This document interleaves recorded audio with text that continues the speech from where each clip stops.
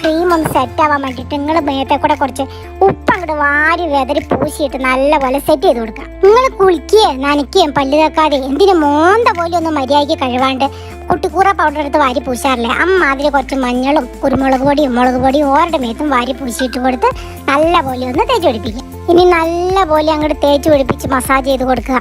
ഓരുടെ അന്തരാളങ്ങളുടെ മത്സ്യ കുന്തളങ്ങളിലോട്ട് അങ്ങോട്ട് ഇറങ്ങി അങ്ങോട്ട് ചെല്ലട്ടെ.